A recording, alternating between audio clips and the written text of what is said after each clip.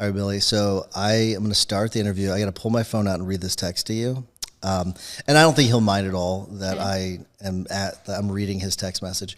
It's from Kelsey Bratcher. I'm sorry, not Kelly Bratcher, Kelsey Bratcher. And he sends me this text. And I won't use the exact language he used. He says, "You effing around with AI coding on all your stuff yet? It's wild. SaaS is dead," which I think is interesting. And you and I are both really into AI. We love AI. What are your thoughts on this? Well, we're using it pretty aggressively everywhere we can. I'm worried I might be breaking my people with maybe too much all at once, but they're fine. I think it's fine. It's making a huge impact right now in our bottom line, and I think there are opportunities to invest in more and more tools. And I think it's the tools that can eliminate busy work or make you more money. So, for instance, the two that I'm most excited about, I've already been talking about AI intake and did an analysis from January of last year to January of this year, and the ROI is massive, just massive. Because if you can increase sales, you will make more money. Like, it's a no-brainer. The other one that I'm excited to implement is AI billing time capture. All right. So does that mean you have not done that part yet? I have not. Okay. Tell me about what's the plan? Well, there's a software that I've heard about for about a year and a half. A group of lawyers that I meet with, several of them use it. They have talked highly of it. Its name is Ajax. I'm sure there's others, but I know Ajax from others who've used them. And I did a demo, and it's just pretty great. You can put in your billing guidelines, how you want your bills to look, what you want to capture, what it doesn't, and then it screen records and pops up for you suggested time entries, and it integrates with Clio, so it finds the client, it suggests the client. And so if we can capture 20% lost time, which easily happens in my firm, it's 20% revenue. Massive. Yeah, that's massive. So small tools, I think, can make huge impacts. Does it do something like, let's say that, I'm just going to make up a scenario. Let's say you're a law firm, you're a lawyer, you're working on an answer to the divorce the lawsuit. What do you call it? Petition or complaint? What do you call it in Arizona? It's a petition to start. So we call it petition in Missouri as well. So you're drafting an answer.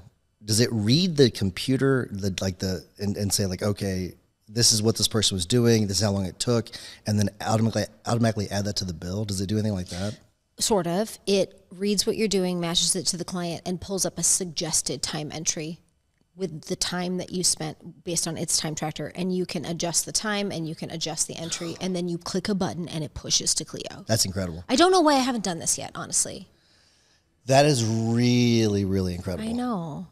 And it's using AI, so you can tell it, do this different. I don't like the way you wrote this. Use different language. Yeah. All right, you said something at the beginning that really caught my attention. You said you're worried about breaking your people. Yeah. What do you mean? I'm curious what you mean by that. So our team is probably 50 people now, and everybody has their own capacity for change. And one of our biggest jobs as a leader is change management.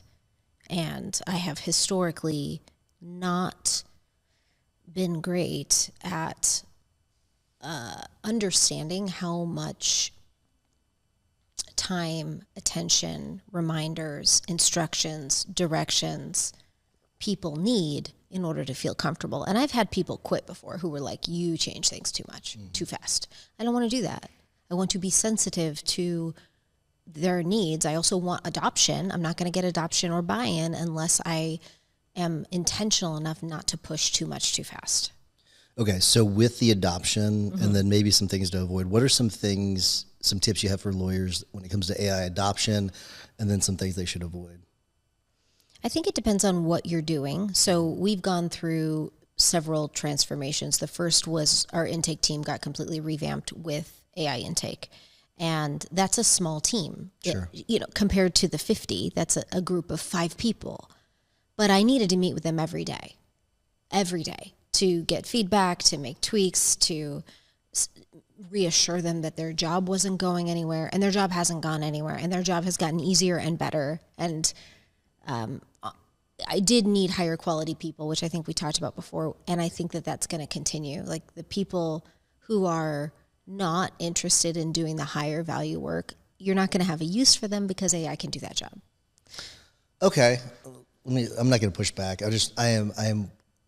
Chad Burton and I were just talking, and we were talking about how the people that are at most risk are probably the non-lawyers, like the legal assistants and all that, which is a little bit contradictory to what you just said. Sure. So what are your thoughts? I mean, do you agree with that, or I wonder what you think? Well, yes, I agree with it, but also let's just take intake for an example. I still need intake people. I just need better salespeople. Yeah. I need people with better judgment. They're still valuable. So I bet the lowest level lawyers who are not exceptional, I bet they get replaced. Yeah. And I bet the low level paralegals, gone. But those high level paralegals that really invest in the client relationship, that take their skills to the next level, that use AI to make themselves better, I don't think they're going anywhere. So in some of our previous conversations, you talked about a little bit about the struggle with hiring, specifically lawyers, and I wonder if that's still an issue. It has gotten a lot easier, but that has been a year's investment. So we have to really start thinking about how we were marketing to lawyers. And we have a legal clinic that starts marketing to law students. We really try to make our lawyers absolute rock stars and brag about them and put them online and show them visibly. Like, I think it's like the whole thing. If you want to attract great lawyers, you have to level up your own lawyering and then make it a place they want to work. So currently we are attracting lawyers. It's just great. Brag about the legal clinic. That's really interesting. I don't think I knew about the legal clinic. That's really cool. Talk about that. It is cool. I stole it from another lawyer cooperatively. Oh, sure. But Brian King, I don't know if you know him. He has a firm with 60 lawyers in North Carolina, South Carolina, Tennessee. And they have a model where they expand into rural areas, and they're kind of like the dollar store of law firms a little bit. Interesting. I don't think I came up with that. So they're like Main Street lawyers in small towns. It's very cool concept, but getting lawyers, impossible. So they started a intern program, and they recruit heavily for law students who might be from these small town areas so that they can raise up their lawyers. So our version's a little different. Here in Arizona, you're allowed to have law students become Rule 39 certified even if they're working for private companies. So usually that's only for government or nonprofit, but we can do it. So I can get Rule 39 certified law students, and then we have a legal clinic where we offer lower cost services to the public under the supervision of a legal clinic director. And the goal is really to get lawyers who become great lawyers for the firm. Any affiliations with local law schools? No, but there's only 2 law schools here in Arizona, U of A and ASU. And ASU does not have a legal clinic for family law. So in Phoenix, there is no student legal clinic for family law. So we definitely have a real advantage by creating that program for those students at ASU who want to practice family law and want to be local. Is there any special certification that the firm needs to do this? No, the student and their supervisor have to fill out affidavits and forms. Okay, so that's also, because I know that this will probably work in other states. I don't know if it would work in Missouri, only because I think it does have to be through one of the law schools. I might be completely wrong about that. This is something I'm going to look into after this, because this is an interesting idea. Who funds it? Is it the law firm, or is it set up as like a 501c whatever, C3? Oh no, it's the law firm. So these are just hired law students who are allowed to work directly with clients. Everything they do is still supervised. So even if we didn't have the Rule 39 certification, and we have had the legal clinic at times where we don't have Rule 39 certified law students, it doesn't matter. You can still offer their services to the public. You can give them an opportunity to engage with the public. You just have to spend money on the supervision. Yeah. So that's what I've found is like, if you want to grow, you have to invest in management and supervision. You know, this makes me think of like a marketing idea that you could do with like a PI firm where you've got law students that want to work. You can call it a clinic, and they want to work in the PI space, and you say, all right, we'll bring you on, we'll pay you, and then you can lower it. You actually charge a lower percentage contingency for higher risk cases. Right. Listen, we're going to take on your case, but just know you're going to be working directly with a law student under our supervision. Yep. I think I actually think that would really work. Yeah. And you're developing the talent. Yeah. Hopefully they will come and work for you. Right. And it's much cheaper to figure out if a law student is going to be a great fit than it is to hire a lawyer. Yeah. And they're working on the most difficult cases too. So they're not working on the cookie cutter ones that are easy. They're working on the tougher ones that are hard to prove. Interesting. I really like this. This is fantastic. I really, because I know Adam Rawson, he's got his down in Orlando. I think it's Orlando. It's either Orlando or Miami. He's down in Florida. And his is more of like a structured, seems like a structured like intern program. I like yours, and Adam, kill me. You can shoot me a message if I'm wrong about this. Shoot me a text and tell me if I'm wrong. But because his is like more like educational based, it seems like yours is more clinic based, which is I think really cool. I think it's really cool. I think it's cool to offer to the public.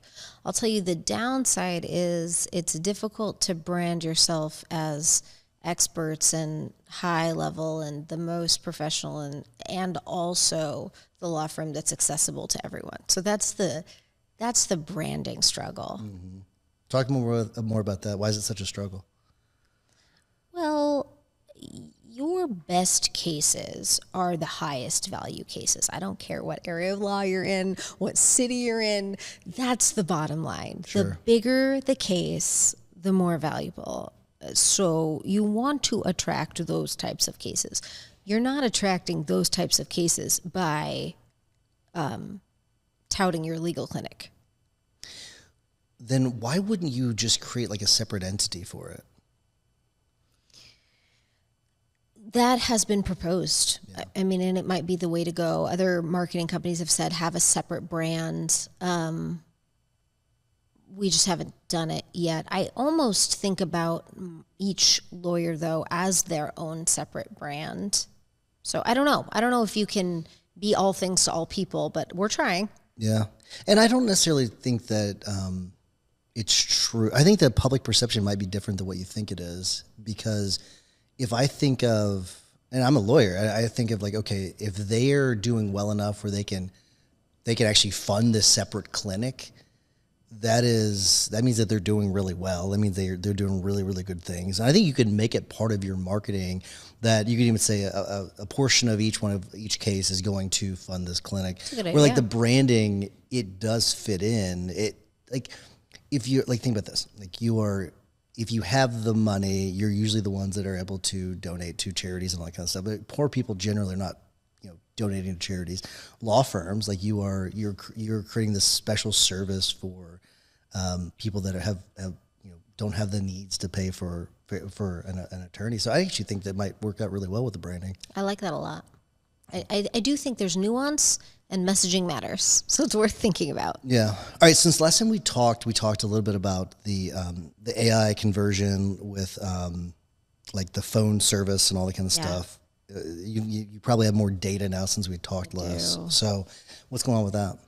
So I use Lexidesk.ai, which I stumbled upon and found in September and was like, yeah, let's turn it on. Not a lot of thought. I was like, this is bomb. And then I went to ClioCon at the end of October and their announcements convinced me that I needed to get all of my stuff into Clio and work.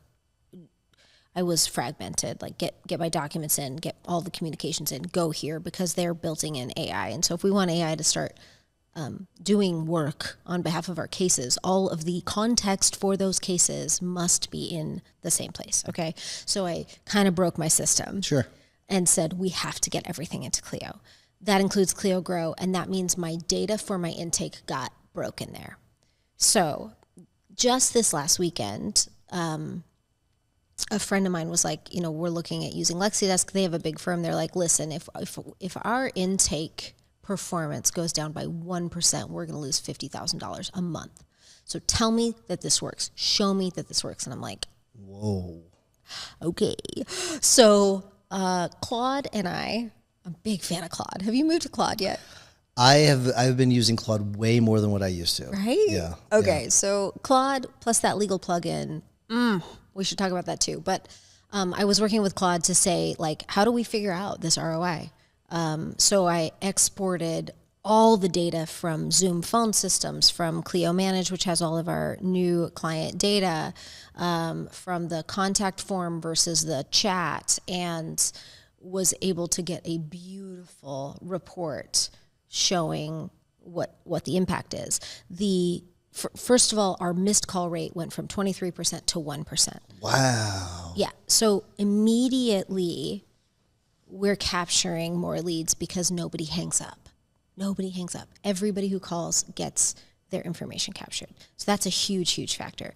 The other huge factor is that the number of self-scheduled appointments has gone through the roof because the system does follow up and tells you to book an appointment and pitches specific lawyers. So, hey, based on your case, this is going to be the best lawyer for you, and here's why. Here's a link to book. And then if they don't, it just keeps following up. So our self-scheduled appointments have gone from 30 on average, because we offered that before, to 90. And so the number of clients that I am getting has doubled.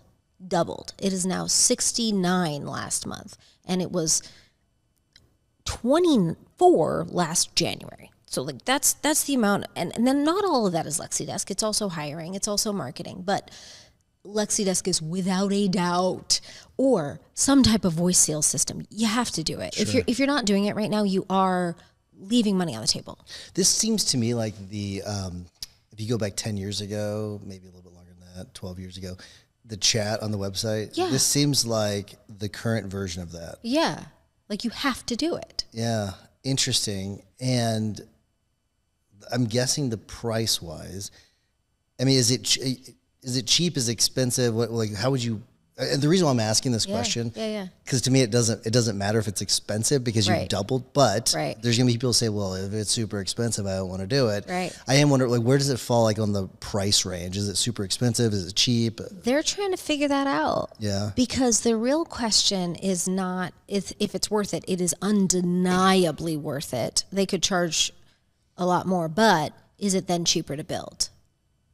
Oh, so this goes back to the text I got, right? Where, we talked a little bit about this before, and I don't want to talk too much about it because we've talked about it in the past, and I talked about it with Chad too, about legal tech, how they're in trouble. Yeah. But how much of this are you going and trying to build yourself? Right.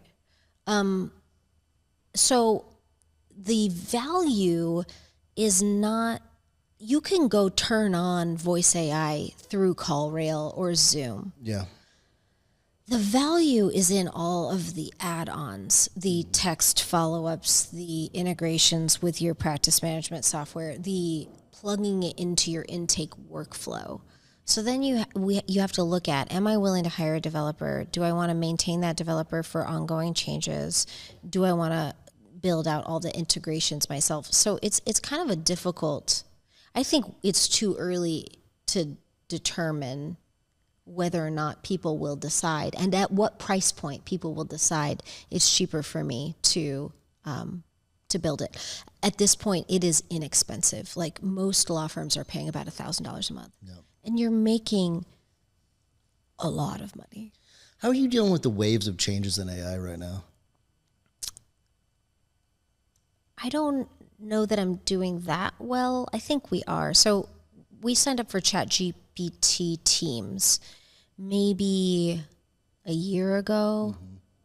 And I think I'm going to get rid of it because Gemini is built into our Google Workspace. There's no need for it. And a year ago, I don't think Gemini was where ChatGPT Teams was, but now it is. So I think I need to get rid of ChatGPT Teams. I think Gemini might be ahead of ChatGPT at this point. ChatGPT.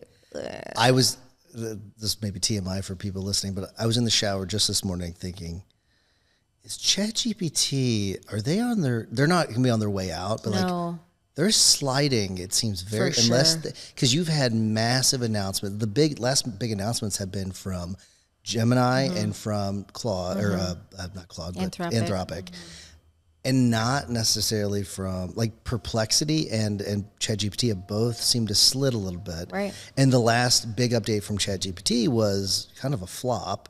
So it makes me kind of wonder about that. Yeah, I'm using it a lot less. And, everybody's starting to sound like ChatGPT, that can't happen. So you have to stop using it for that reason alone. Absolutely. Do you ever use Perplexity? No, I have not. So I've got the paid version, like the Max. It's I think it's Max Pro or whatever they call it. I think it's funny. It's like Perplexity Pro, Perplexity Max Pro. It's kind of like iPhones, how they do things. I think people sleep on Perplexity a little too much. It's got these advanced capabilities where it goes like give me a prompt that you might put into Claude, like something that is like anything. Like, what would you do? Well, it depends on the problem I'm working on, but Let's say you want to find a good restaurant. Oh. What would you put in there? I am looking for a restaurant. I live in this area. This is the type of food I like. Find me the best. Okay. And what kind of result would Claude give you? A list of options. Okay. Perplexity, what's kind of cool about that, I was hoping you were going to say that. Yeah. Because I've not used Claude for that, but Perplexity will go and actually give you a list of options, but it'll go a step further. Like, here are pictures of food items. Here's specific reviews from, it goes a step further in what it does. And that's it's kind of interesting to me. I think the problem is that maybe Perplexity uses the other models, and that's why kind of people sleep on it. I think that's, and I may be wrong about the answer to that question, but I do think Claude's in the lead at this point. So. Claude has blown my mind. So, and I've been comparing it to Clio Work. So Clio Work is an AI legal research tool, and I really like it. That's one where that was the big acquisition last year. They bought Fastcase, which had already merged with VLEX. And so you've got a closed database of actual legal documents and treatises, which we need. So I had to do an oral argument, and I got the case law and the output from Clio Work, and then I bought Claude and turned on their legal AI plugin, which crashed the stock market. All of these values of legal tech went way down when Claude brought out this legal plugin. So it was better than Clio Work. Really? Yes, way better. Way better. Now, it doesn't have the database, but it did tell me I can verify these cases. I can't verify these cases. You need to look elsewhere for these cases. Its reasoning was better. It's an easier interface. It's better to interact with. The output is really good. All right, so we will go and we will have every case checked manually. Yeah. Just because we're so paranoid. And you should. Is Claude good enough to just upload the pleading and have it double check the pleading, the source, the citations? No, because it doesn't have a database. Okay. So it is looking for, Justia and other public sources to say, can I verify this exists? Right. But it flagged for me, I can't verify these cases, and they were unpublished memorandum decisions. So they were real decisions, but it can't replace Westlaw or Lexis. But I think if I just get the information and then move, that's the better way to go. I have a dumb question, maybe. Why can't they just replicate the database? It doesn't seem like it would be that hard to replicate the database. There's all these lawsuits about that, and somehow companies Fastcase just won one where somebody had used their model. They had a license and they used their model to train using that data, and it was copyright infringement. Yeah. Because they had purchased the materials. So and this is something I just don't know about how this works. Do these companies like Westlaw and Lexis and Fastcase, they go to the states and buy the cases from them? I don't know. I don't know why they have a monopoly on the law that is public. I don't know. Yeah, because that doesn't make any sense to me. Like these are published opinions. A lot of times you can just get them online. Like you can go and pull them from the actual, I mean, the online court databases. You can, state of Missouri, a lot of the Supreme Court decisions are published like via PDF. So like, why couldn't they just pull from that? That doesn't make any sense to me. I think it's only a matter of time, right? And probably like a year. Yeah.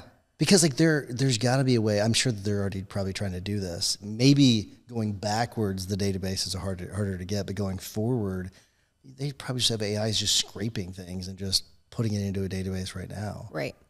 And the Claude plugin was real good. Was it, can I count on it the same way as the legal research tools? No, but it was really good. Yeah, we've already seen this with these legal tech companies. The research ones, like Westlaw and Lexis, they will buy a product and then kill it. They did that with what was that? Case Text. They did it with Case Text. They had that awesome AI that helped you. It was like one of the early ones, and then they bought it and killed it.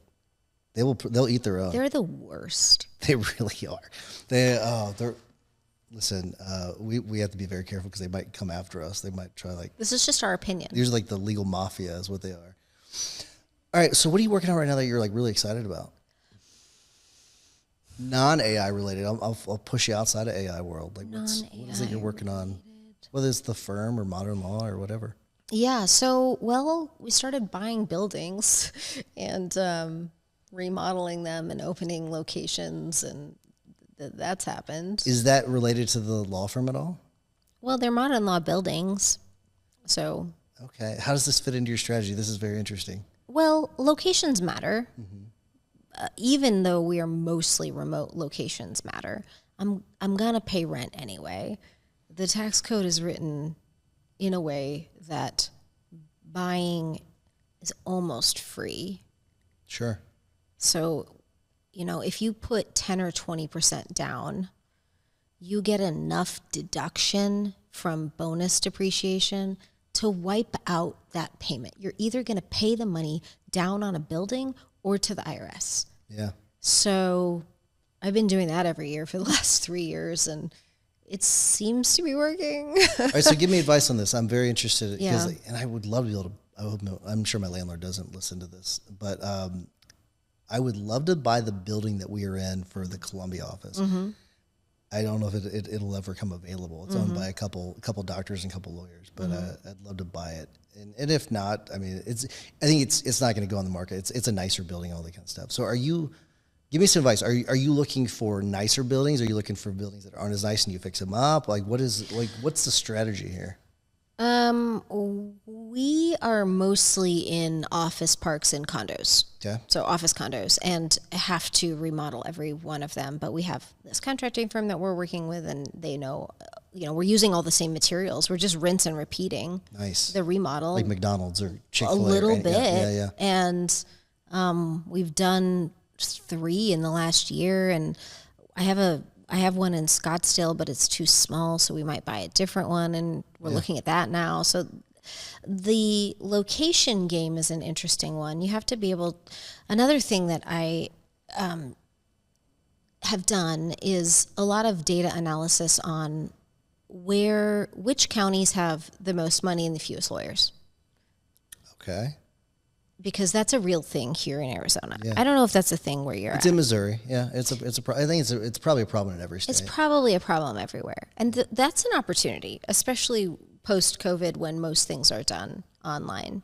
So we're expanding geographically based on that data.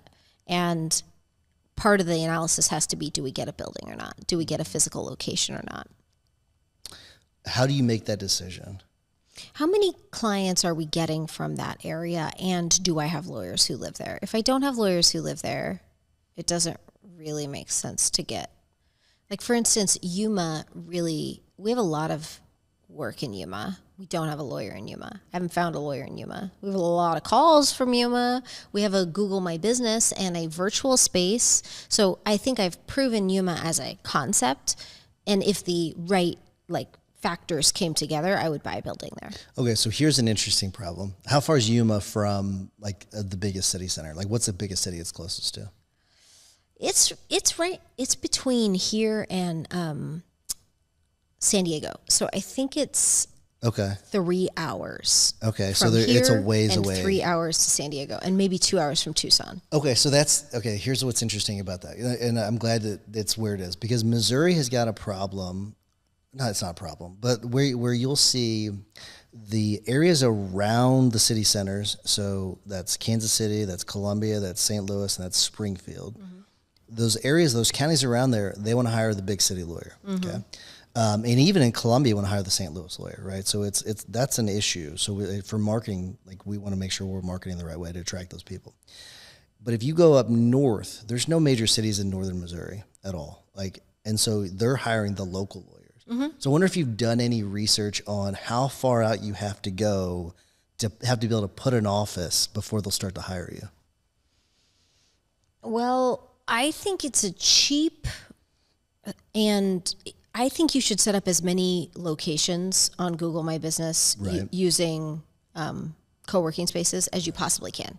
Are you worried at all with the Google juice being stolen because you got multiple law firms in one office? It used to be a problem. I don't know if it's an issue anymore.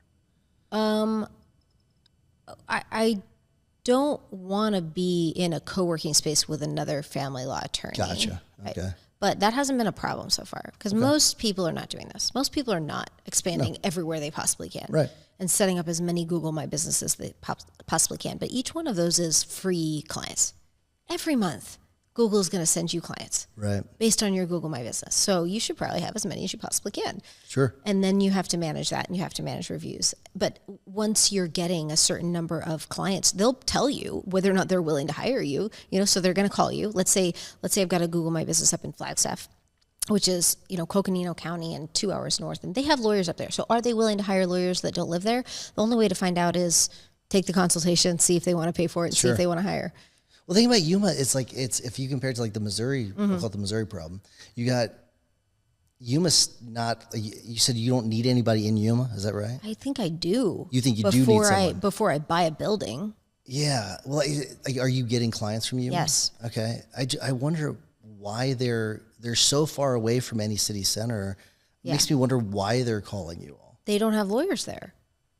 There's no lawyers. Is there a database to track? Yes. How do you know? I mean, how? You want to do this research? Yeah. I do. I definitely do. Yes. Yes. So the ABA put out a legal desert report. I think 2021, maybe. Interesting. Yeah. The data's not going to be that old. It gives you lawyer per county. Okay. And then you can do the cross research and figure out population and income. And with AI, I can do this a lot easier too with research. Yeah, exactly, and you can figure out who's not served. Mm-hmm. And then you can serve a series of tailored Google ads. Right. Right. Specifically, I mean, you could do some Facebook stuff too, but I'm not having as much luck with Facebook as some people are. But that's an interesting idea, and I know that some PI firms are doing this. But what about LSAs? I mean, LSAs will work in those areas too. Yeah, they will. And they're going to be a lot more effective than competing for LSAs in the main areas. I don't know the answer to this. Do you get priority if you have an office in that area? I don't know. I bet you do. Because I know that there are, we'll run ads in certain areas and we don't have an office there, but it seems like it's us just rotating with other St. Louis firms is what we're doing. But I bet if we had a local office there, we would take precedent. This is smart.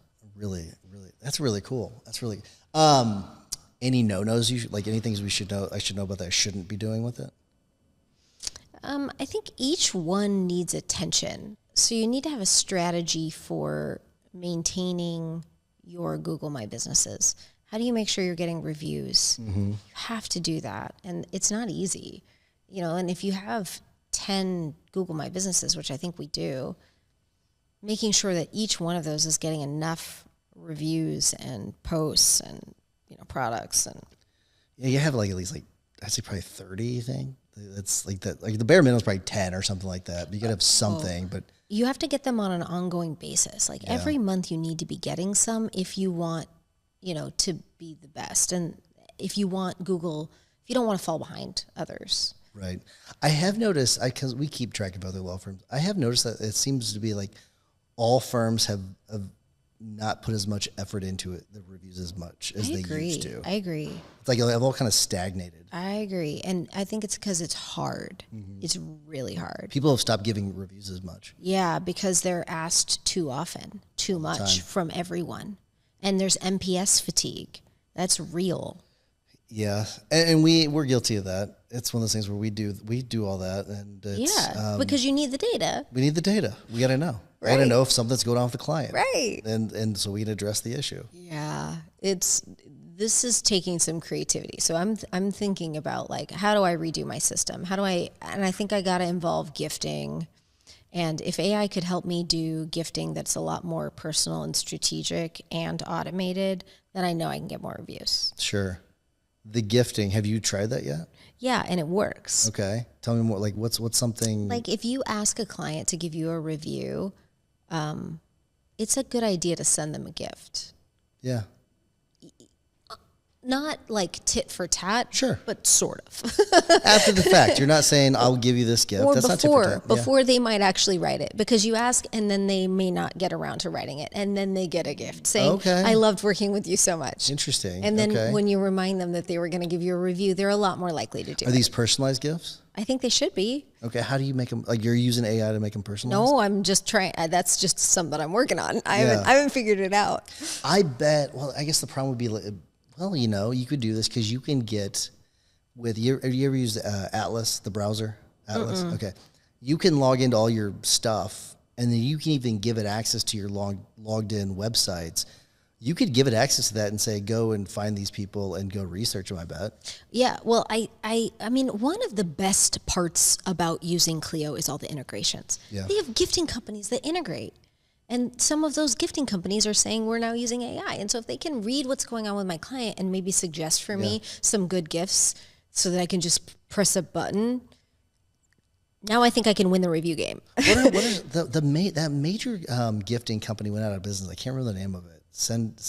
Or I can't remember what it's called. But what are the good gifting companies now? There's like Givenly, I think, is one of them. I was just researching last night because this has just kind of been on my mind recently. Yeah. But there are a few. I don't know what their names are. Yeah, but like, do they all integrate? I always wonder, like, do they actually integrate with other things? That's the other problem. Because that was the one that I wish I could remember the name of it. Because it integrated with Infusionsoft back in the day. That's like early on stuff where like you would buy things and then send out cards. Yes. That's what it was. Yes, they had gifts and stuff. Old school Infusionsoft user as well. Yeah, but it was it was awesome. Yeah, it was. Send like brownies. It would send like you name the gift. Right. It would send it. Although it wasn't super customized. It wasn't, you couldn't be like, Sally Jo likes, sewing, so send her a sewing kit. You couldn't do anything like that. But you could pick your select things and it would send those things. Mm-hmm. Surely there's other products that do this. Yeah. Like we still send cards through handwritten. What? And those are automated. So like they're like, thank you cards or whatever. Nice. Have you seen those? They're written with a computer. It's an actual pen. Yeah. It's kind of cool. Ooh, that is cool. Yeah, it looks real. Yeah. It's real-ish. I don't know if it's I like that. But I get one every year because I get our firm stuff. Mm-hmm. So like I got a text message for my birthday. Got a card in the mail. Did you like it? Were you like, this is good? I was like, oh, this is cool. Yeah. Nice. So it was kind of fun. Yeah. That felt good. I like that. Yeah. So what else are you working on? I'm very excited about, because it seems like you have a lot of things going on. You and I are very similar in that we run multiple companies, and so it's it can be kind of difficult at times. So how do you manage your time? Well, currently we're in a busy season, where everybody's kind of got to level up. I need more managers. I need more oversight. Like the tech changes have sort of necessitated looking at the whole system and looking at the structure. And so I think and I am a little bit in the weeds on every department. Okay. Because in my firm, I may have screwed this up. I don't know how I don't know if there's a better way to develop leaders within your firm. I have been able to develop managers who can maintain, who can follow the playbook. Sure. But I have not been able to develop people who can go into a department and blow it up and make it better. Interesting. Yeah. How often do they have to come back to you to get their questions answered? Well, it depends on if we're maintaining a system or building a system. Mm-hmm. And if we're building a system, I have to be involved. Yeah. And I wish that wasn't the case, but I don't know a way around it. Okay. Interesting. What if you're maintaining the system? Then they can do it. What does that mean? Explain what it means between building and maintaining the system.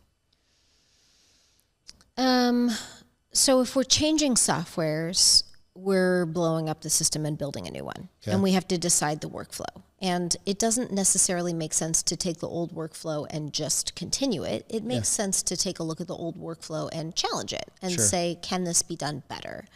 That's not something that I've been able to find anybody else is willing to do. Mm-hmm.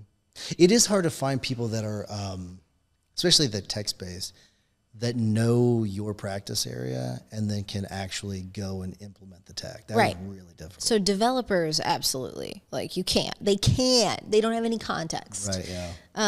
But even if I'm looking at we're looking at redoing operations, and I've specifically been spending a lot of time with my paralegals, and we did a paralegal retreat, and I really, really think that their mindset has to change. Because their jobs are changing. Mm-hmm. And getting that group within my firm to understand and see it that way and want to adapt and implement things new ways and has been very hard. What's their pushback that they give? I just don't think they want to. They don't, they're process people and routine people. And they don't want to. They don't want to use the new cool templates that we built or they don't want to systematize and make things necessarily more efficient or easier. And, we have new billing guidelines. And I'm like, you cannot bill for clerical things. That's always been the case. Sure. But people still do. And you can't. You're not supposed to do that. It's funny. I didn't know this. Because I don't bill. There are certain things that have to be done on a case, like clerical wise, right? But you can't bill for that. Correct. Time. That seems kind of. I guess you just bake that into the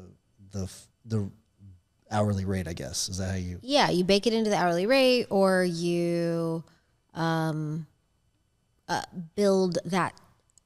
that task, which is kind of what I'm trying to do. It's like, okay, or you delegate it down to somebody with less skills, because if we're charging paralegals out between $180 to $220, no client should have to pay that hourly rate for sending a court order to the other side or to the client. It's true. So you could push that down to an hourly employee who's not billing, who or is billing at like $100 an hour, but you shouldn't bill your clients out at that higher amount. And that is also like one of the things that really makes people dissatisfied with legal services and can lead to bad reviews. And all of this is related. Like if we want our clients to love us and have a great client experience and lead to the best reviews, these are all things we have to keep in mind. Yeah. What are your views on billable hours versus like flat rate? I would love to be flat rate. Yeah. And we are experimenting with it, but that's one of the things that almost broke my people. They're like, what? You want to do what? Really? Yeah. They don't want to go flat rate? Why? Because they feel like their time won't be valued or they'll be taken advantage of, which is crazy because they're making the same amount of money, right? I would be the person. That's interesting. But they feel very tied to, this is how much I billed today or whatnot. And I also think we've gotten to a place, so this happened in my firm. We got to a place where I hadn't spent a lot of time with the paralegals for years. This was not something I had spent time on. Yeah. And post-COVID, I think everybody got really comfortable not meeting clients in person, not talking on the phone, maybe not even liking our clients, maybe failing to bond with our clients. Yes. And this whole paralegal retreat and this whole concept that I've been working on that is very difficult currently has been about trying to convince them that, like, as we move forward, the only thing that matters is your client relationship. 100%. It is your only differentiator. So this is a problem in the legal industry, and I noticed something similar a couple weeks ago, and it was during our huddle. I noticed it, and there was a couple people that were kind of super negative about a particular client, and I said, and I just kind of piped in. I said, and they're generally very good, and that's why it caught my attention. Because I'm thinking like, I don't want this to be a thing. We're not going to make this a thing. So I said, it was an issue with a client who had actually fallen off the wagon recently. Where like he started drinking. He's an alcoholic. He had been sober for like 12 years. Okay. And I've had a previous case with him. So he had a previous car crash. He came back to us and I said, hey, like, he's going through something right now. He's a human being. He's going through a lot of issues. The person you're talking to is actually not the person. He's probably intoxicated when he's talking to you. So let's give him a little bit of grace. And so I said more things, but it was like, and people were like, okay, like they kind of like brought it back to, okay, we're dealing with humans here. Because I do think that happens, but I think part of that problem, I come back to like blame it on the legal industry a little bit. It's like we are told how amazing we are as lawyers. We pat each other on the backs. We send each other awards and all these kinds of things. And we think it's about us. And what was funny when I went to Mizzou for like marketing, it was like, it's all about the customer. It's all about, and I was like so shocked whenever I became a lawyer, like, it's all about you. It's all completely about you. It's a bunch of chest beating.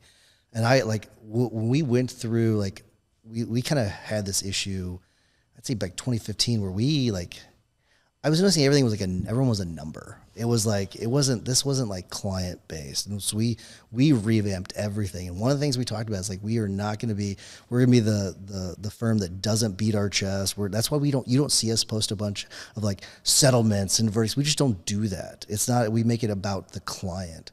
So that part, I mean, it frustrates the hell out of me. So I like the fact that you had a retreat on it.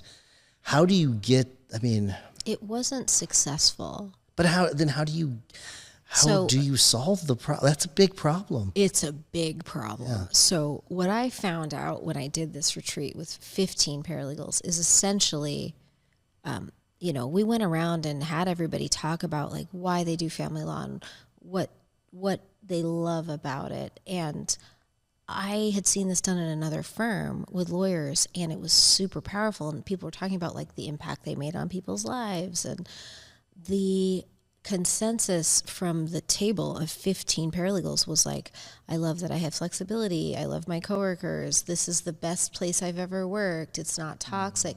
Nobody liked the clients. And that was the thing they were not liking. And I left this retreat, because I went in thinking like, we need to talk about how AI is going to change your job and you really got to level up. And I left thinking, like, seeing like I have a culture problem I didn't even know about. Yeah. I wonder if it's like a hiring problem where like you're attracting that type of a person. Well, that's what happens. What happens is like when you step out, when you're not paying attention and you hand over things to other people, understand they're not doing it the way that you would necessarily want them to do it. And then, so the other thing that happens is people who gravitate towards management want to work with people in the firm. Mm-hmm. And they're great at that. They're great at training. When they do the hiring, they're hiring more people like that. Yeah. Not people who want to engage in the messy, client work or level up their legal skills. This always happens. Like, we hire people like us. So whoever's in charge of hiring, they're going to hire more people like them. And if that's not the position that needs to be filled, right? If they're in a different role a little bit, like, eventually you're going to have a problem. Okay. So, I do wonder, I'm curious, like what the profile looks like whenever you're hiring a person, because we're looking for, I've mentioned this, I don't know, hundreds of times probably at this point on the show, like we hire peeps. So they've got passion, they've got energy, they energize other people, they've got edge, they execute. Like, so there's the last piece is just lowercase p, it doesn't mean anything. But the whole idea is, I didn't want to call them peas, I want to call them peeps, right? So, but we have like this profile where it doesn't matter what your position is, like this is what we're looking for in the person. So you have a passion for what we do. Like usually those people come with like a story. Like I had a family member that was injured in a car crash, or I was injured, or my husband or my wife. They usually have like a story, and I wonder if like you are missing maybe an element like that, where like you have like the scorecards and this is what the job looks like. I wonder if you're missing like that profile. For sure, I probably need to take a step back, and culture's hard, and It's really hard. We have a great culture. Everybody loves working here. Yeah, that's what's wild about this. Everybody loves working here. We have a great culture. There's no toxicity, but we've still missed something. And I don't have this figured out yet. Maybe like it's almost like with what you said. Maybe you just hired too many managers and not enough. I think so. That's interesting. I know. How often have you heard great culture, they hate the clients? Never. I didn't know what to do with this. I kind of still don't. So I'm now going to every paralegal meeting, and I'm really kind of like trying to just be really present and learn, because I don't have this figured out. You know, there was this orthodontist. This is another Infusionsoft story. Actually, no, he wasn't an Infusionsoft guy. He may have been, but I don't know. But Did you work at Infusionsoft? No, but I loved it as a product whenever it was good. Not anymore, but it was great at one point. But I was at a Dan Kennedy event. Jim and I were at a Dan Kennedy event, and there was this orthodontist that he had this thing where every morning, all of his entire team would get it was a review from a past patient. I guess he was an orthodontist. So, and it was like talking about how their practice had changed the person's life. Basically, like, your team was amazing. Like I now look in the mirror and like see my smile and not be ashamed. That kind of a thing, right? And I wonder if something like just little bitty things where you're not throwing the baby out with the bathwater, like little bitty tweaks. Like, okay, let's tweak this. Let's just slowly shift the culture. Because these are good people. Yeah, and especially because you have the culture, right? Right. You don't want to really shake that up. Right. Especially if they're doing a good job. They are doing a good job. Kinda. Right, exactly, like a little. Hey, it's weird, like they're doing the work. I wonder, have you been tracking the NPS to see if if that has been trending in one direction or not, another? NPS is good, although I'm going to change up the way I'm doing it. So for years and years and years, we've asked every closed client at the end. Interesting. And what's nice about that is you get, they're going to give you more true feedback. True. Because they don't have to worry about offending anybody at this point. And also you have consistency. So I'm going to change it up and ask more frequently, different question. I'm done asking, would you refer us to your family and friends? People are just getting asked that too much. Right, yep. But different questions at different stages that go out. And then if they fill that out, I'm going to give them like a $50 invoice credit, because I want the feedback. Nice. Yeah. Do you have, who asked the question? Like whenever they call, is it a phone call or is it a text? It was or is under the old system. We're still under the old system. A client advocate, which is an intake team member, calls and asks. We will change it to being automated and written and explain, you responding to this will result in a $50 credit, and we would love your honest feedback so that we can improve our products and systems for you. The person that calls, are they like a paralegal, or they're an intake team member. Okay, that's exactly what we do. We actually have but we actually call throughout the case. We have they're scheduled throughout, and it changes based on the case, the phase of the case. Where like if they are, let's say we're just waiting on a trial, the frequency is far less than like at the beginning of the case when there's a lot more hand holding and all that. So, but we've noticed that, because that's where we get head off issues. But we ask I think it's 6 questions.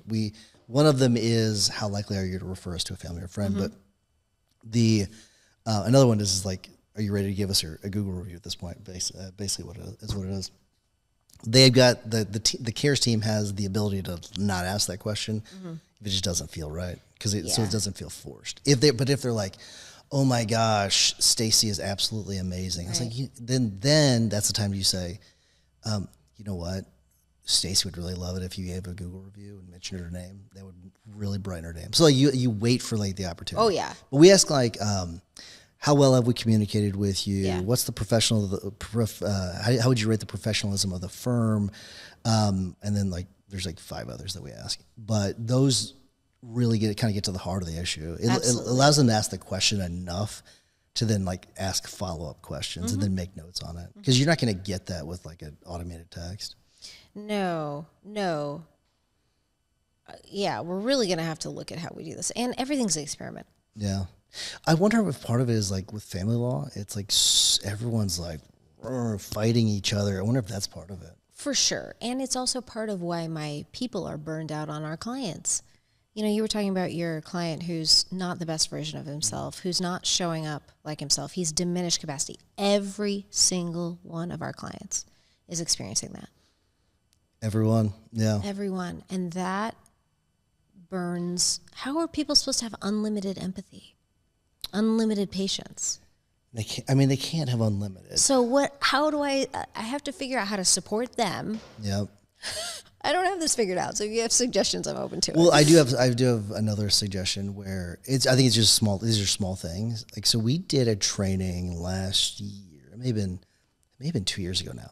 One of our case managers at the time, she's now in law school.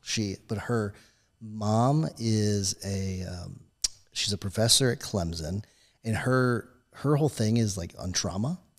So, which is perfect for what we have, like what we do. And she actually came and talked about how some of the things people do might re-traumatize someone.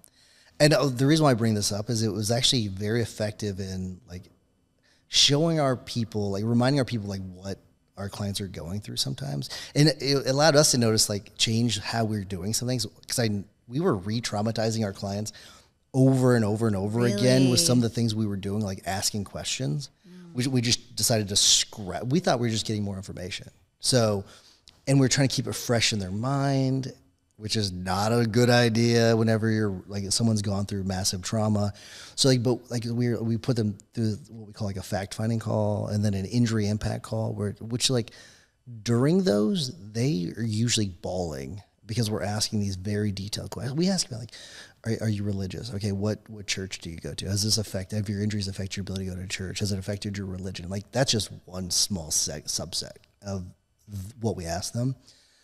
And so by the end of it, it's like some of the calls have been like 3 hours. Like, so who does these? We have attorneys that do them, and so because we want to know, for us, it's really powerful stuff, because we can use this when negotiating to drive the value of the case up. But we're forcing them through all this trauma again. So we've pulled back on a lot of that. All this to say is that maybe doing some sort of training like that, and more without calling it empathy training, right? You call it something else, and maybe that would help. Will you pass that? Of course I will. Okay, yeah, thank you. Yeah. It was fantastic. We will do it, and she probably would use the same slides as my guest. Yeah. Just tailor them to your firm. Right. She was really good, really, really good. So, this is maybe one of the most interesting problems that I've heard on the show, because you rarely see a situation where you've got like just the great culture and then the other stuff not working. It's usually starts with like bad culture. How has this forced you to like reassess leadership? I am reassessing leadership, big time, and there's somebody on my leadership team who was recently removed. She's gotten in trouble with the bar. And she was with me a long time. And most of the time we find ourselves promoting based on seniority and not really based on what does it take to be a good leadership team member,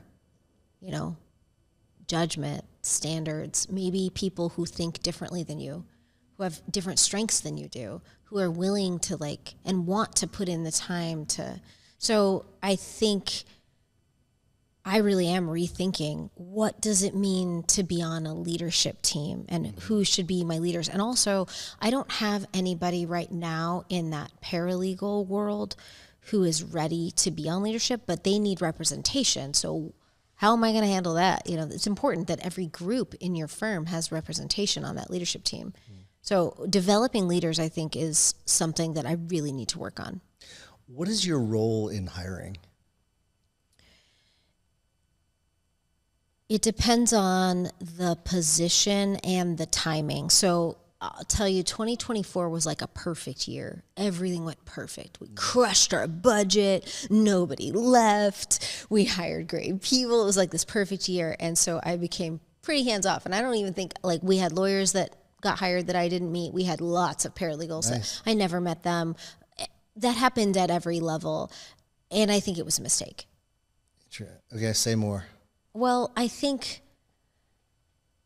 until I figure out, how do I make sure the people who are hiring are seeing things the way I'm seeing them, or looking at things, and I haven't given them any criteria because I don't know what it is. So I have to rethink, like, what are we looking for when hiring? It can't just be, I get along with the managers who are hiring. And we're better at it with lawyers because we've had a lot of bad lawyers and good lawyers. So we've got that part down. But, my intake team before LexiDesk was probably not personable enough, probably more technical than personal. Interesting. Because the person who was hiring, the manager, was very technical. Mm-hmm. And so she hired people like her. And so that didn't really work. And I needed extroverts. I want people who babble and talk on the phone. And honestly, I don't really care if you make a ton of mistakes, because the job is to book consults. Mm-hmm. It's not to make sure that every T is crossed and I is dotted, but that wasn't what the hiring person was looking for. So how do we make sure that we're aligning what's important at any given moment with the people who are hiring so that you don't have to be involved? I'll share this in case it might help you. The best thing, I don't know if we've talked about this, the two of us, but we went through the whole top grading thing several years back. Did you like it? And it was fantastic. Really hard. Probably the most difficult thing I've gone through, because you see people that you truly think are fantastic people, and you're either having to get rid of them, or they're opting to leave because it was the whole thing. The people that get you here are not the ones that are going to get you there. Right. That was really, really difficult. Right. But the best thing I did during that, I kind of got lucky. So I knew the exact kind of person I wanted to hire. I had that person completely locked in. That's the hardest part. If you know who that person is, like what that person looks like, then you can go out and try to find them. And what I did for that one time, I took over hiring completely. Yeah. And I went and I found that person. Right. And I did all the interviews, and we used Talogy to do the assessments to see if she was going to be a good fit. And then during the hiring process, I told all the candidates, and I told her name's Kristen, I said, here's what we're doing. We're about to do something that's very difficult. And we're hiring only A players, and this is here's what we're doing. This is something you can handle. Okay, yes, great. She was right. Then we did the next hire together, and then then her and Amy took it over, and I've not done it since. And that's how we were able to put kind of backfill, really is what we're having to do, backfill people, because part of that process is so painful is you are getting rid of people that had been there for a while. They're very integrated into the firm, and it creates a pretty big gap whenever you're kind of escorting them out. So, right. But having that person, really having that right person do that hiring going forward made a massive difference. What was that role that you hired for? That was we made it up. It was an office administrator. So I don't want to call it office manager. Yeah. I think the word manager is misused too many times. So we used office administrator. If I'm being honest, I stole it from The Office. Pam was the office administrator, and I was like, we're going to use that. We're going to use that is what we're going to use. So office administrator, although the way we use our office administrator is way different than what they did in the office, but so people are not confused. But that's the role. So office administrator. So she's great because she doesn't have the term manager in her name, right? The title, So she is like a liaison between us. She's on the leadership team, but she's like a liaison between employees and leadership team where people truly trust her and they go to her. I think if she had the title manager, it would not be the same. What were the characteristics that were most important? Let's see. I'm trying to think back then as to what it was. So she had to meet the whole PEEP profile. She had to be in a position to actually make really, really difficult decisions when it comes to because she's responsible for firing people too. She had to stick to our very specific scorecards when it comes to hiring, which we were not doing before. It was very strict. Like you have to do this. You have to follow our game plan. And that's where I kind of got lucky because I think a lot of candidates would tell you that yes, they would do these things, and they won't do them. Another thing that I really liked about her in particular is that we've been scaling for several years at this point. She was that's something that's like really caught our attention. She was leaving a chiropractic practice that the main guy had wanted to scale, and then he kind of like has plateaued and kind of like. Like scaling's hard, right? So he had kind of gotten, I wouldn't say bored with it, but he had kind of gotten tired and she would become bored. And so part of her, like what she really wanted was she wanted to continue to scale and continue to grow.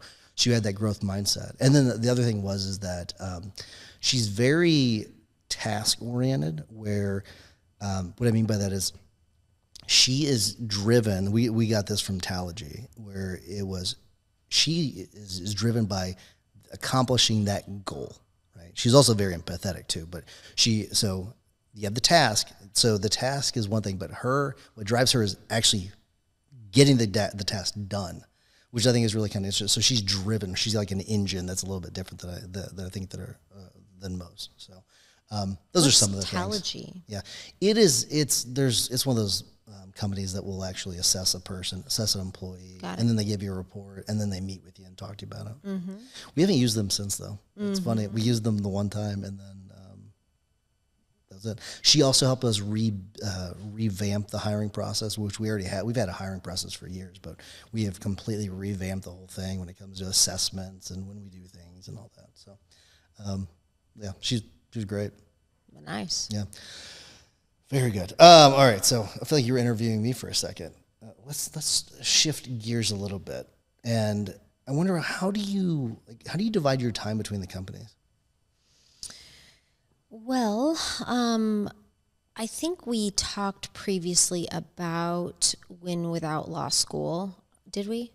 Maybe not. I don't remember. Okay, so... Did you say Win Without Law School? Yeah, so... I don't think we have talked about that. Okay, all right. So one of the companies that I recently kind of stopped running is called Win Without Law School. Okay. And this concept was help people all over the country who need help representing themselves, which is something that I've always been super passionate about. So it was an online support group, online courses. We had office hours with lawyers where you could get coaching. Wow. Yeah. Super, super cool concept. We actually offered office hours like 4 or 5 days a week where you could come on. If you're a member, you could come get, talk through whatever your current issue is. Because a lot of family law, you don't really need legal advice. You need brainstorming. You need, hey, check this out. Or you could even flag an issue for them and be like, you might want to find a lawyer in your area to talk about this. That would be an issue here. Yeah. You could do that. But it was something that I was very, very committed to and passionate about, and it didn't grow, and it didn't have an ROI, and it was taking a lot of time and resources. More of a passion project? Yes, definitely a passion project, and my team really believed in it, and we spent a lot of time on it, and then it got to the end of last year, and I think I'd read the book on scaling. I don't remember the name of what it is, but it's essentially like the whole concept is, okay, if you took your goal and you shrunk your 10-year goal into a 1-year goal, what would you need to stop doing to get there? And it's quite clearly like this passion project that isn't making any money, that has all this potential, that's not like working, has got to go. That's a really interesting exercise. I did something similar a couple of years ago, and it was I wrote at the top of this, it was in one of my black books, and I wrote, if you wanted to accomplish all of your dreams by doing these things in the next 6 months, what would they be? Right. And it was like really hard coming up with the things. Do you remember like what some of the things were? That I needed to stop doing? Yeah. Well, I mean, that was a big one. I think there were also, we had a bunch of, so I told you 2024 was amazing. And then I kind of like, was a slacker in 2025 a little bit. Because that's kind of what happens. It's the same as with parenting, where like you're on it and you're like, you've got your routines and you're really coaching your kids, and then they're doing amazing, and you're like, I can breathe. Mm-hmm. And then if you don't keep doing that, you get back to where. So 25 was, I didn't do enough. We let people hang on too long. We allowed people, like we have requirements, and we were just. You know? And so got to the end of 2025 and we hadn't met our goals, which is not something that is really okay. And it's really about failing to make the right decisions, and it really falls on me. So I didn't hire soon enough. We had all these lawyers that were like almost licensed, like they're going to get there in like a second. These are out of state people who are waiting, and a couple of people who are taking the bar. And so I didn't hire because I had this bench. Oh yeah. But it didn't work. And there were too many people on my team who were not hitting their numbers, who were not doing a great job, who were not A players. And it was time to take a look at that and be like, what are we doing? So that was kind of a big deal. What do you think is a reasonable amount of time between the point that the attorney starts and when they're fully up and running? Mm-hmm. How long do you think that takes? This is interesting because our probation period, or I don't even know what we call it, but like onboarding is 90 days, or it was. And I don't think that's the right timeline. Why? I think some people are onboarded in 30 days. They are crushing it. They brought in a caseload. They're part of your culture. They're going to your meetings. Like, you're 45 days in and you know that this was an amazing decision. Sure. And then there's other people who can get by for 90 days and are crappy. And if you don't look hard, okay, they got by, they met the metrics, but they're not crushing it. Or as soon as you stop like looking really hard, they stop working really hard. I've noticed like one of the red flags for us is if they get through the training modules too fast, they usually end up not working out well because they're not taking it seriously. Right. And that's a hard one because who wants to watch training modules? Right. And we try to mix it up too, where it's like, okay, you have some in person, you have some via video, you have some that are like reading, some you're watching, some you're listening to. So we try to mix it up where like it's different mediums, but I know the ones that are they're just clicking buttons because we can see the progress. How did they get all that done that quickly? That doesn't make any sense. Right. You're just skipping things. Totally. That or you are like such a phenomenal reader that you can, or like you can't watch that 30-minute video in 10 minutes. No. I'm sorry, you can't do it. Right. It's just not possible. Right. That's kind of an interesting thing.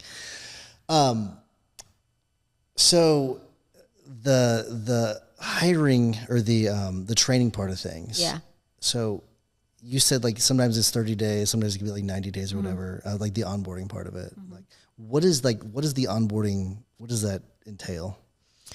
I mean, your first 3 days are pretty intensive in office. You're being trained hands-on for each of those 3 days by different people on different things.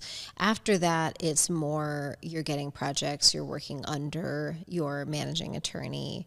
You might start taking consultations. You're going to be going to trial with other people. You're going to be watching and shadowing and given projects, and then it goes from there. I think we may have a tendency to ramp people up too quickly.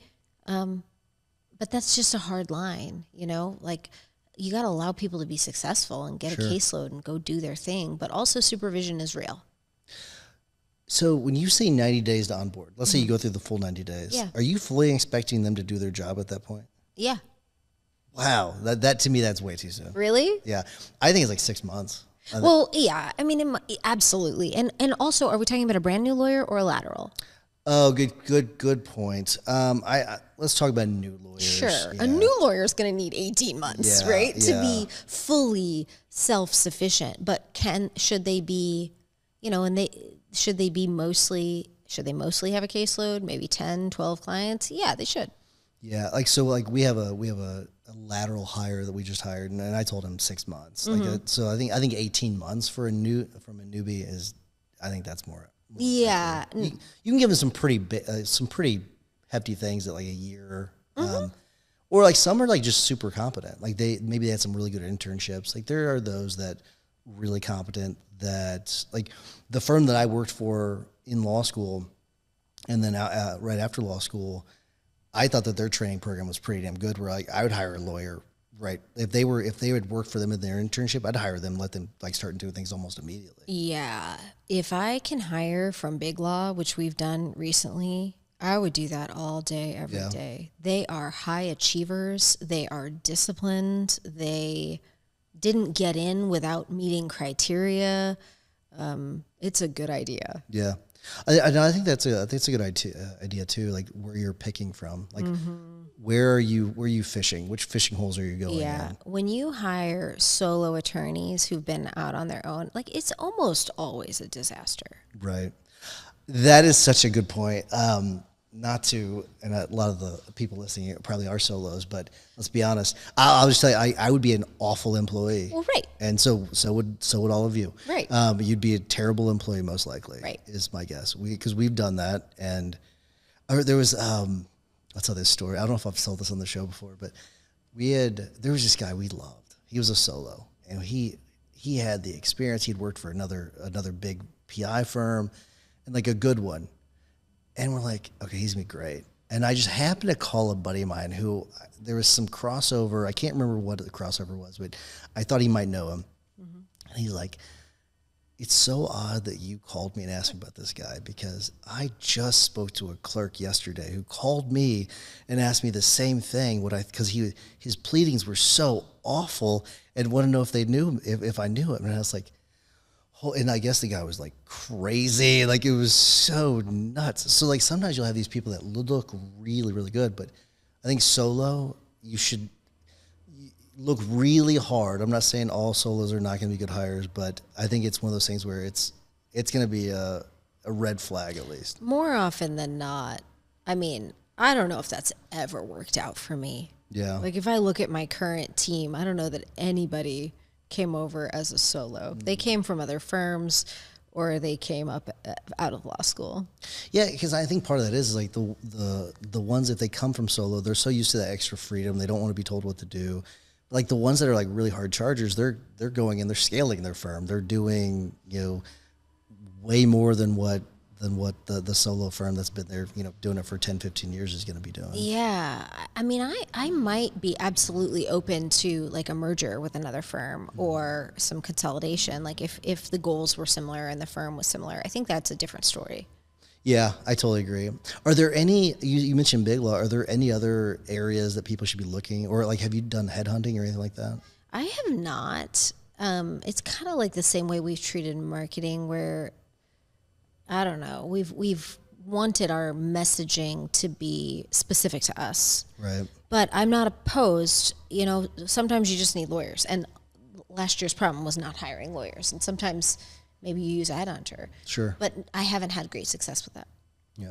All right. Before we start to wrap things up, because we're getting close to time, if people want to reach out to you to ask you questions, pick your brain on things, how do they get in touch with you? I'm super easy to find. I'm on all platforms. Nobody else has my name.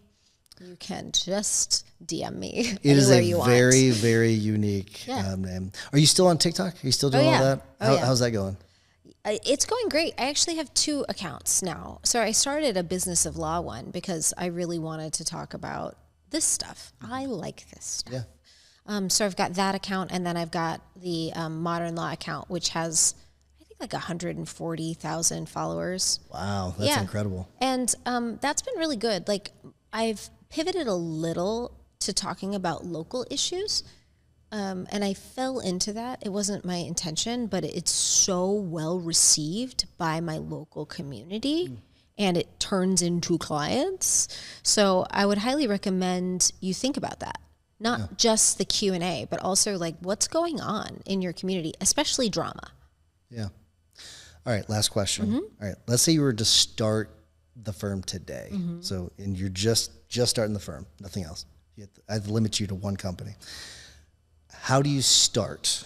What's the first thing you do to make sure that, and the whole idea here is like, this is the number one thing you should start with to really set yourself up for success. Yeah. You need clients. Start with marketing. I don't care where you're at. I don't care if you're huge. Marketing and hiring. The systems and the tech are easy. It's marketing and hiring, my opinion. What do you think? I agree. You can't do the great work unless you've got clients. Yeah. Well, thanks, Billie. Appreciate doing this. This is our third time in the last 3 months. So We've been hanging out. I love it. I love it. It's great. Thank you for doing this.